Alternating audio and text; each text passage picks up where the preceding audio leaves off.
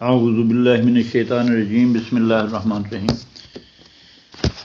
تجوید القرآن کے سلسلے میں آج ہمارا تیسرا لیسن ہوگا انشاءاللہ، الدرس الثالث، لیسن نمبر 3، اور یہ آیت ہے قل ھذہ سبیلی ادعو الی اللہ علی بصیرۃ انا ومن اتبعنی وسبحان اللہ وما انا من المشرکین، صدق اللہ العظیم۔ رب اشرح لی صدری ویسر لی امری واحلل عقدۃ من لسانی یفقہوا قولی، آمین یا رب العالمین۔ سورہ یوسف کی آیت نمبر 108، اور اس آیت میں آج ہم سیکھیں گے انشاءاللہ حروف مدہ اور اسباب مدہ۔ یہ ہمارا تیسرا لیسن ہے، جبکہ پہلے لیسن میں سورہ فاتحہ میں ہم نے دیکھا کہ ہم آواز حروف کون سے ہیں اور ان کو کیسے ادا کرنا، تاکہ سین اور صاد کا فرق رہے، تا اور پا کا فرق رہے، حمزہ اور عین کے فرق میں ہم نے اس کو الگ الگ سمجھا۔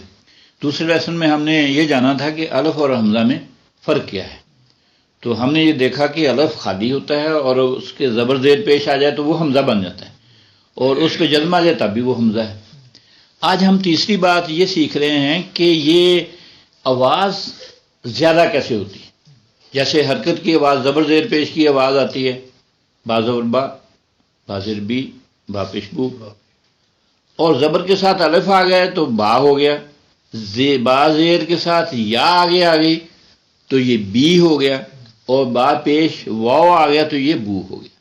یعنی آدھی آواز کو پورا کرنے کے لیے حروف مدہ ہیں۔ زبر کے ساتھ الف آئے گا، زیر کے ساتھ یا آئے گی، واو کے ساتھ پیش کے ساتھ واو ہوگی، تو یہ ہیں حروف مدہ 3۔ اب ان حروف مدہ کے بعد اگر حمزہ آ جائے تو پھر وہ آواز 4 گنا ہو جائے گی، وہ لمبی ہو جائے گی۔ جیسے اس آیت میں ہے قل، آپ فرما دیجئے ھذہ سبیلی، سبیلی کیوں ہوا؟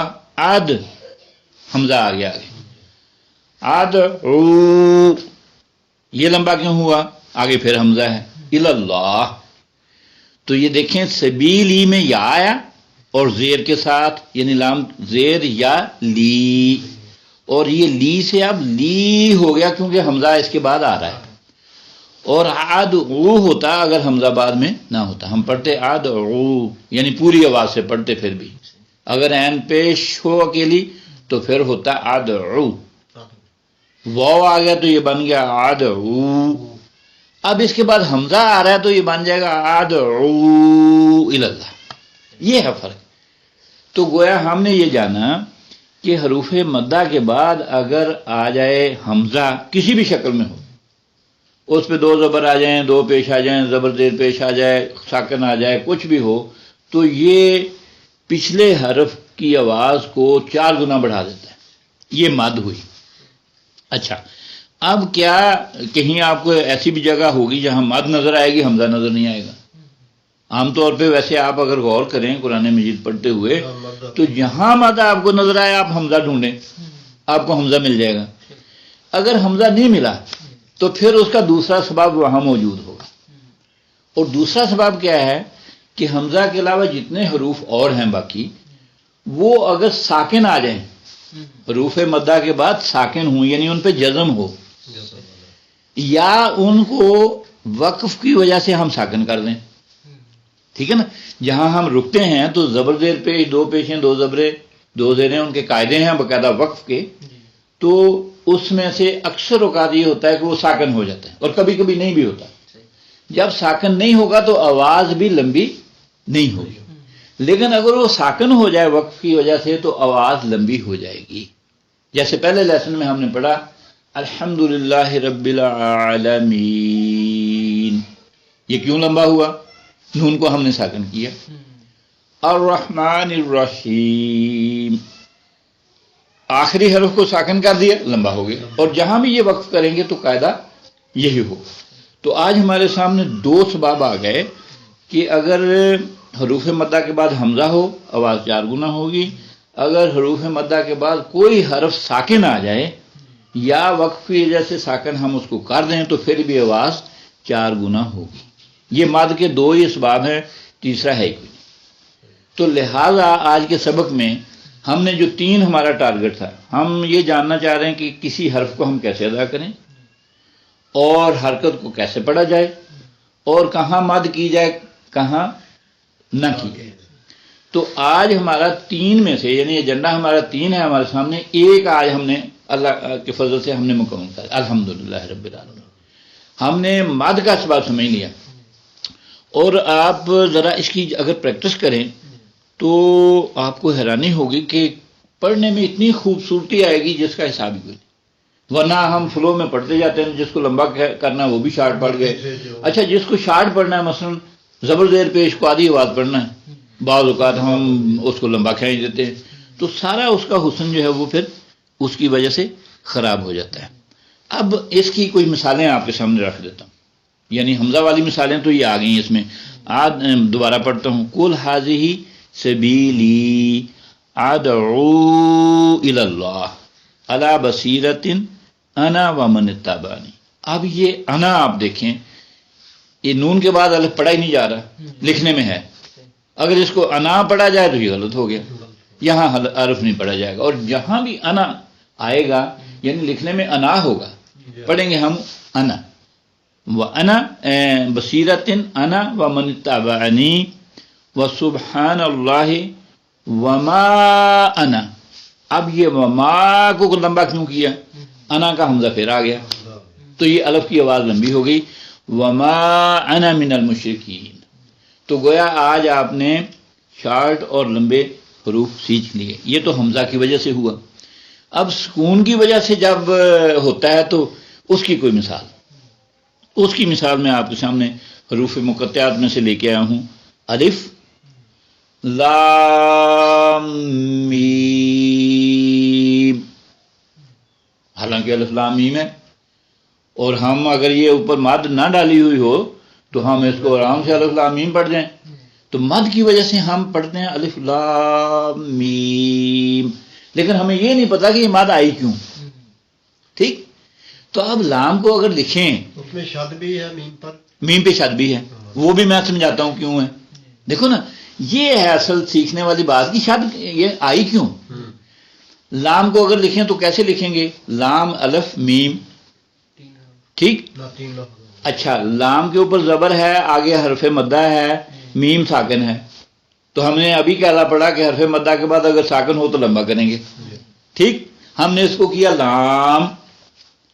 آگے میم میں بھی 3 حرف ہیں، میم زیر یا میم، یہ بنا میم، یہ بھی لمبا ہو گیا.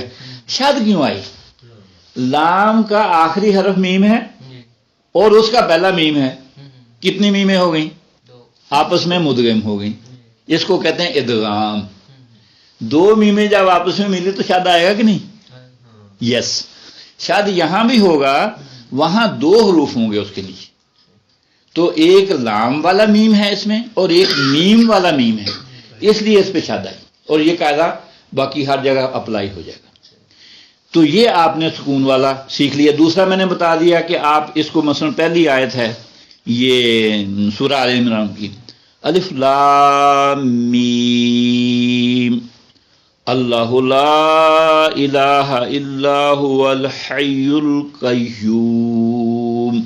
میم کو ہم نے ساکن کیا قیوم کی، اور اس کو پڑھا قیوم، اور شروع میں آیا اللہ لا الہ. یہ لا کو لمبا کیوں کیا؟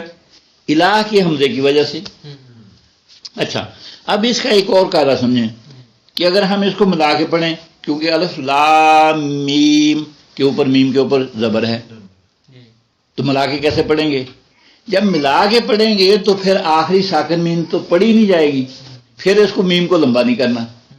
پھر ہم پڑھیں گے الف لام میم اللہ لا الہ. یہ ہے طریقہ. ٹھیک، جب ہم نے اس کو ساکن کیا تو پڑھا الف لام میم. اب ہم ملا رہے ہیں الف لام میم اللہ لا الہ الا. سمجھ آ گئی گا؟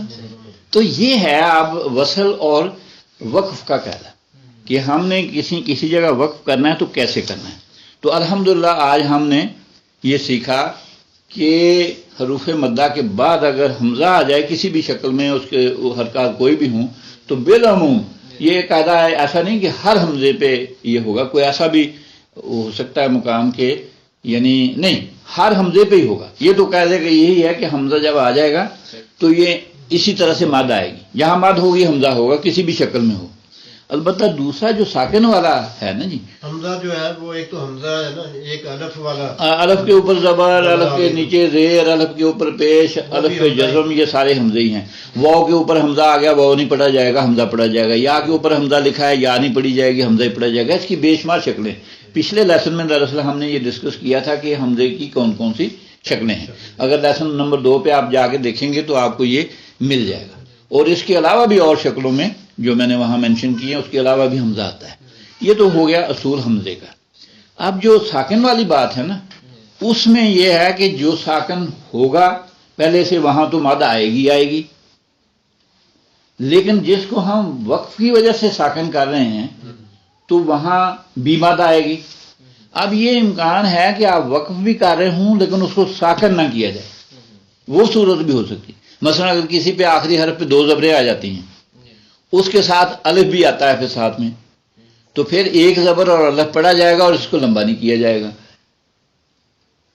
غفور الرحیم اگر ہو رہی من، تو یہ اس کی مثالیں آپ کو قرآن میں مل جائیں گی. اب اس کی مشق کے لیے جو آپ کے پاس ہے مٹیریل، وہ ہے مشق نمبر 4، 5 اور 6، جو تمرین 4، 5، 6.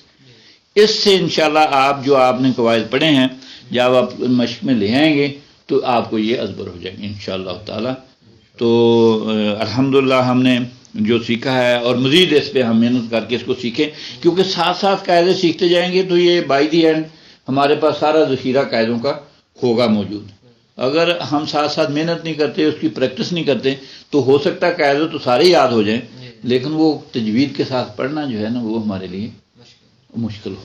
تو اپنی پریکٹس جو ہے نا پڑھنے میں، تو الحمدللہ ہم وہ مشقیں جو ہیں آپ کھولیں گے انشاءاللہ، پڑھیں گے جب ان کو، تو بڑا آسان ہوگا کہ قاری صاحب کہہ رہے ہیں آپ ان کے پیچھے پیچھے کہیں، وہ 2-3 دفعہ دہراتے ہیں، آپ بھی ان کے ساتھ کہیں، تو مشق کا بہترین یہ اویلیبل ہے آپ کے پاس.